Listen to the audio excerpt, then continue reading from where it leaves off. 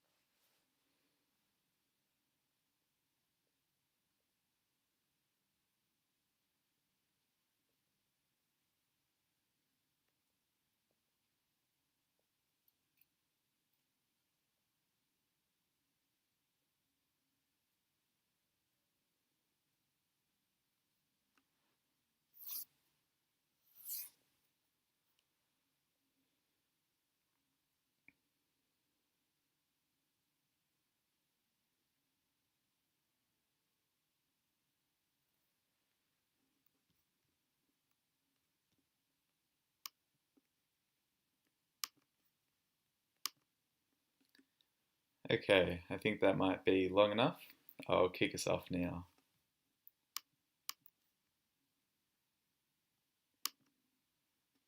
Good evening everyone and welcome to the launch of the Yarra Riverkeeper Association's Little Critters Toolkit. I'm Tom Crawley and I'm the Stewardship Project Officer for the Yarra Riverkeeper Association. This is the third toolkit, rounding out the first set in our series focused on encouraging and informing engagement with the Yarra River and its surrounding landscape by us, the community that it supports.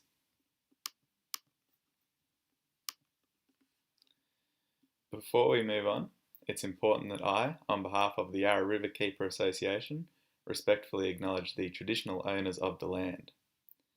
As those joining us tonight are spread out across Victoria, we pay our respects to the entire Kulin Nation and to their elders past and present, and Aboriginal elders of other communities who may also be here tonight.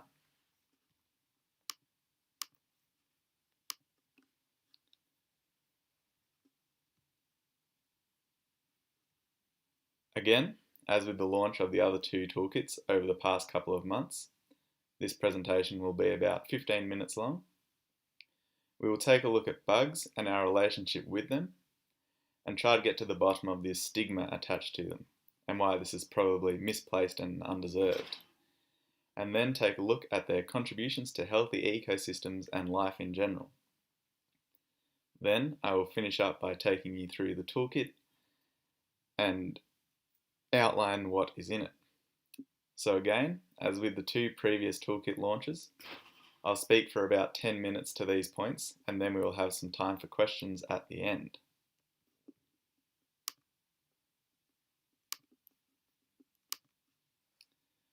So before I begin to dip into the life of bugs and our relationship with them, let's just talk about the sheer number of them that are around us and around the world, ranging from arthropods like insects and arachnids to gastropods like snails and slugs. So to put the number of bugs out there doing their thing into perspective for you tonight, I'll break down some of the best estimates for the number of bugs that really illustrate just how numerous our little friends are. So, insects, a subsection of arthropods, probably the bugs we're all most familiar with. These guys are estimated to outnumber humans 200 million to 1. And gastropods, also represented in this toolkit, come in at second in the total number of organisms existing on the planet. So it's not difficult to understand that between the two of them, there are quite a few floating around. In terms of their productivity, a fun example of this is the diet of spiders. They are arachnids, and similar to insects, are arthropods. They are carnivorous. It is estimated, rather broadly, but still fantastically, that spiders consume between 400 to 800 million metric tons of biomatter, which is their prey, each year. And to relate this number back to humans, I'll put it next to this. The total mass of all humans is estimated to be around 287 million metric tons total. So just spiders eat up to double or triple the weight of all humans currently alive each year. Cool.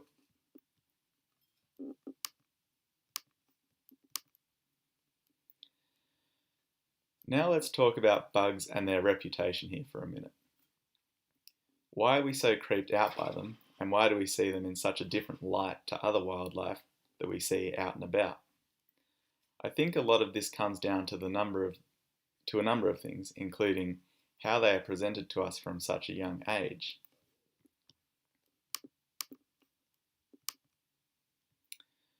As an example, I'm sure we're all familiar with Louis the Fly from the Mortein ads and his constant scheming to get into people's houses and food. Louis is a classic example of the character assassination of our little friends. He is generally portrayed as untrustworthy, but this may be unfair.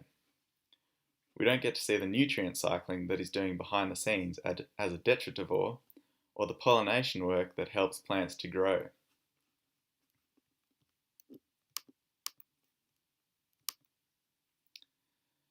So apart from how they're presented to us, why is it that we've developed this double standard where bugs aren't held up in the same reverence as other forms of wildlife? Well, a lot of researchers believe that this comes down to something as basic as their physical attributes.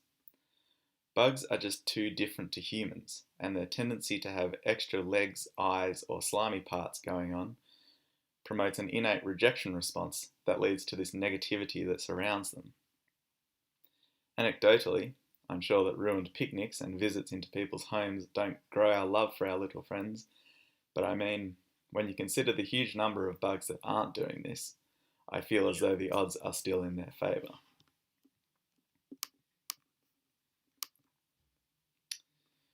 Now let's have a look into what our little friends contribute and how important they are to the environments and ecosystems around us. But I'll preface this by saying this is only general. There's no way that I could even scratch the surface of the function or the importance of bugs to the world in the time that we have tonight. They are so numerous and so varied that to even try to explain specifics would just be absurd. So, even just by looking at the number of organisms we're talking about here, we can tell that they must have some pretty significant impact on the world, as each and every one of them is interacting with their surroundings and a part of the cycles that link ecosystems and life. But what are some of the areas that would be vastly different if our little friends weren't doing their jobs? Well, a lot of the breaking down of detritus is carried out by all sorts of bugs and critters. This means that without our little friends, there would be a whole lot more rotting matter all around the place. It means that nutrient cycling wouldn't be anywhere near as efficient as it is, which in turn is a huge drawback on ecosystems' abilities to produce and support life. So this is a big one. Another huge contribution that bugs make to ecosystems is pollination. Bees are famous for doing a whole lot of this, but by no means are they the only bugs that contribute to pollinating the plant life around them. Pollination is integral to so much of plant life that we see around us every day. It's estimated that around 65% of all flowering plants and some seeding plants rely on bugs for pollination. In addition to this, when we turn our attention to Australian and global food suppliers, it is estimated that up to 1/3 of food coming from crops is reliant on pollination by bugs, primarily bees.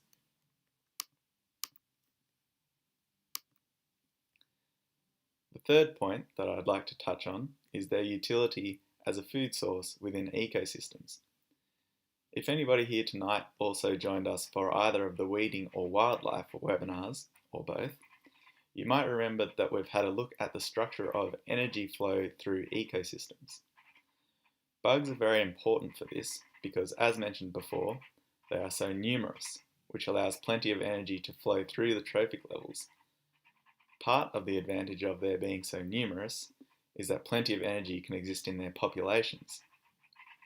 Also, because of their vast numbers and great variation, high levels of resilience within the structure of energy flows is provided. These three factors, being nutrient cycling, pollination, and energy flow and transfer, are extremely important attributes within any ecosystem, and without bugs, none would function at a high enough level to maintain ecosystems as we know them.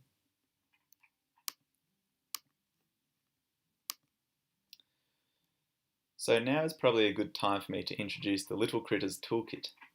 And honestly, this has been the trickiest toolkit for me yet, as bugs, especially as we have defined them for the purpose of this toolkit, being arthropods and gastropods, which is probably a little broader than the usual use of the word, which is more or less a synonym for insects. And I know I said last month that wildlife was a broad category, but gosh, these guys are almost innumerable. Keyword being almost, as we are seeing declines and that is causing problems. So, the toolkit. What's in it? In making this toolkit, Anthony and I decided to emphasise a lot of the functions that bugs are involved in, as there is this sort of disconnect between bugs as part of the ecosystem and bugs as something that you don't want in your home or at your picnic. So to highlight just a few small areas that bugs are pretty wonderful in, we've dedicated a large part of the toolkit to looking into how bugs interact with energy and how it moves through ecosystems, nutrient cycling, pollination, pest control, and also culture.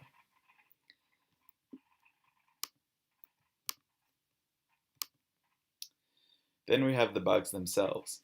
We created small profiles for 16 common bugs that you will find around the Yarra, your garden, and probably some of them in your house as well.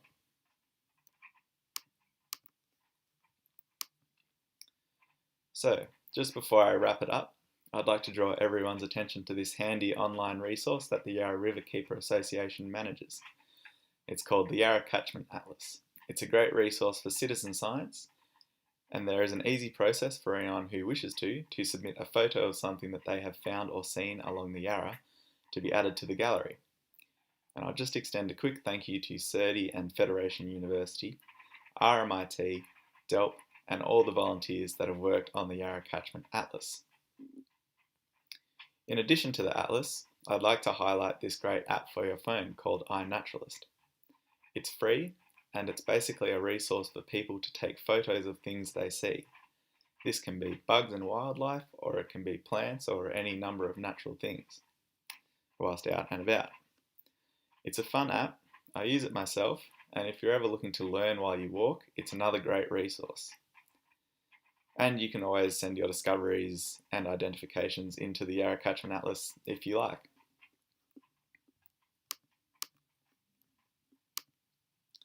I'd also like to extend a thank you to Lockheed and Landcare for their funding support.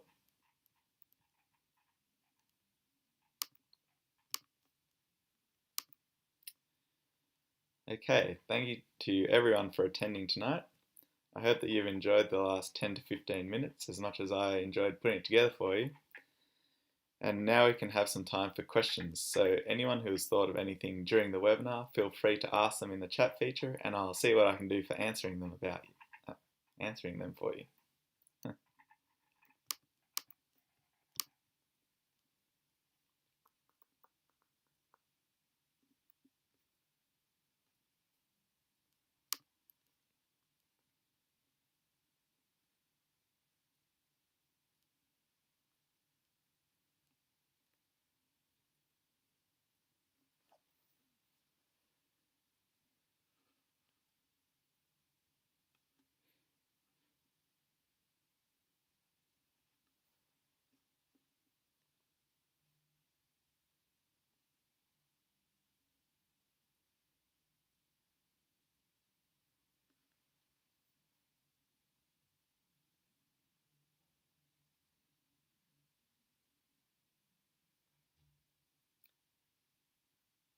Sofia, what are some good ways, in your opinion, to get people to look at bugs with less fear and negativity?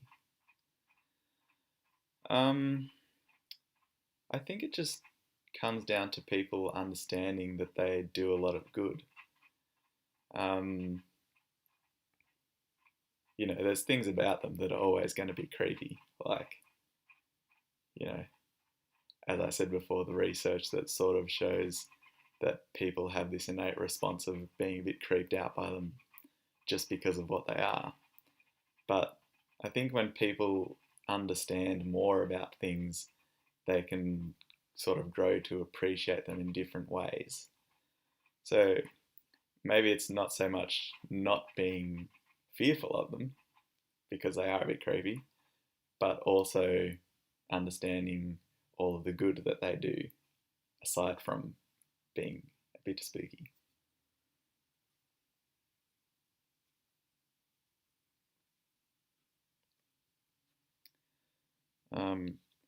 MJ, how severe is the decline and what can we do to help? Well, as an individual, if you have a garden, just try not to use chemicals in it, I suppose, is the best thing that you can do to help. And then also, like, as a consumer, you can always pick products that are like less negatively impactful. So like organically produced foods rather than foods that have had a lot of chemicals in their production systems, which is sort of where a lot of the data on reduction of bugs is coming from, which is agricultural systems and people worrying about declining numbers of bees and stuff. So I think a lot of it comes down to trying to be a responsible consumer, which is just always a good way to go about things. And in your own garden, trying not to do things like, using bug sprays and killing things that are around. Karin, what is my favourite bug? I'm not too sure. I always think it's a little bit special when you see a praying mantis, so maybe that. Buzz and dig. How is this guide distributed? After tonight, the link will go up onto our website where it can be downloaded. And then in the future, when we start having community events again, at some of these events, we'll distribute hard copy versions of the toolkit.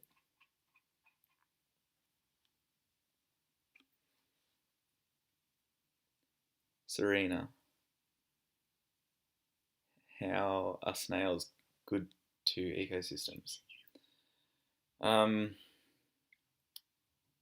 Well, they are an introduced pest, so in that way they're not, fantastic for Australian ecosystems, but they are a food source and they do interact with everything. So in that sense, I suppose they have some benefit, but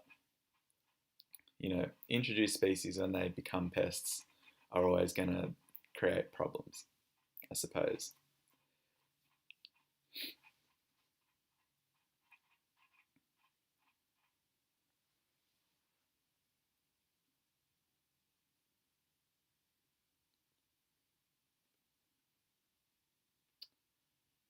Regional QFF Coordinator.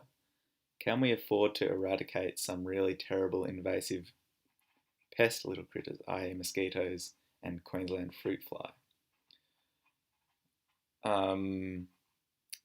I'll look into this more and get back to you via email. I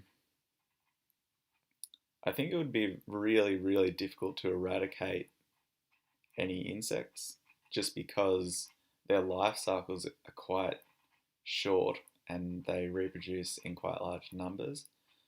So to eradicate them would take a really, really broad and comprehensive effort, I think.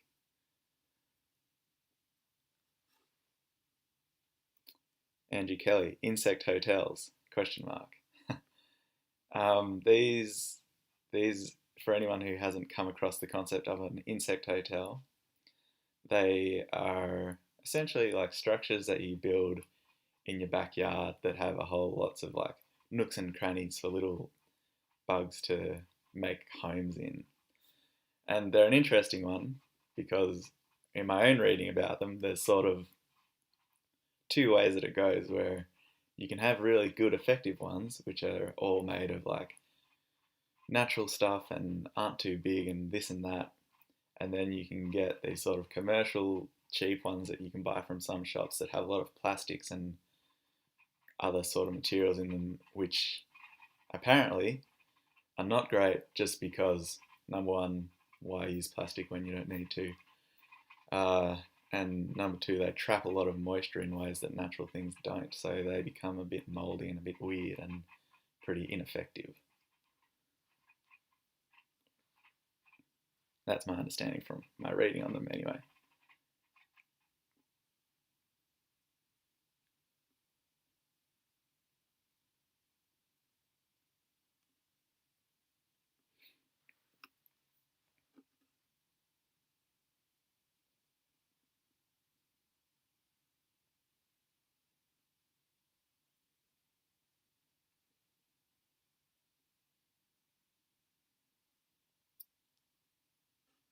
Diane Childs, iNaturalist is awesome.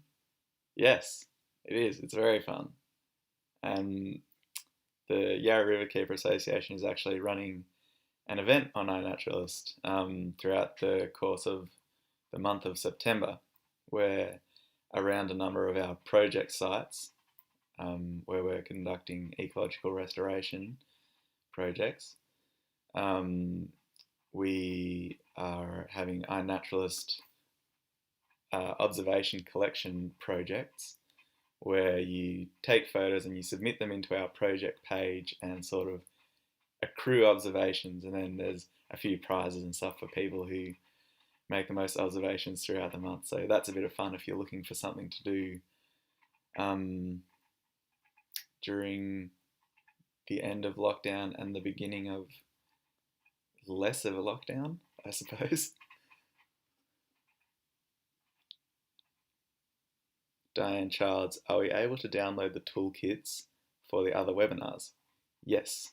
So the first two, the weeding toolkit and the wildlife toolkit, are already on our website.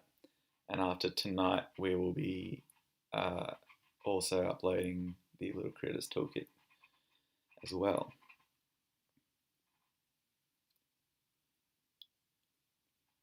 Oh, hold on. I think I missed a question there. Regional QFF Coordinator. Where do we find out about local native pollinators?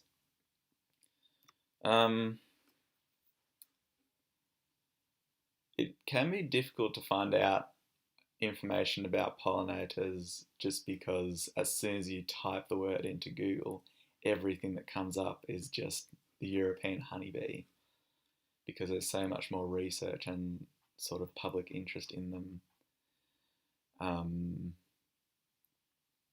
because like they're so entrenched in agricultural systems and you can have them in your backyard and make honey and that kind of stuff.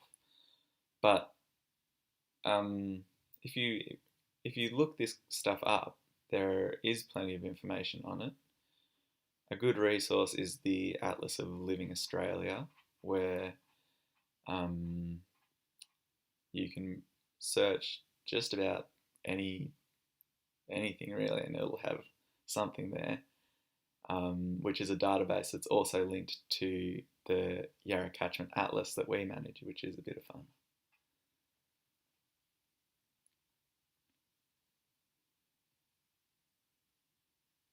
Kath McLean, interested to hear more about Bogon moths and their decline. Can anything be done around the Yarra region, e.g. planting the right type of plants, lighting gardens, etc.? Well, yeah, I think that you've more or less nailed it with the options that you've said there yourself. The right type of plants for native wildlife and bugs and stuff is always important, just because it's what their diets have generally developed around and their nesting habits and all of those kind of things. As for the lighting in gardens, that is a particularly big one that I have read a little bit about, which has sort of the decline of cities and the decline of light pollution has interrupted all sorts of like flight patterns and that kind of thing, and it's been hypothesized that that is probably playing a pretty large part in declining populations of moths and stuff. But the Bogon moth is in the toolkit. Gets a little bit of a shout out in a couple of the other sections as well, other than just its own profile.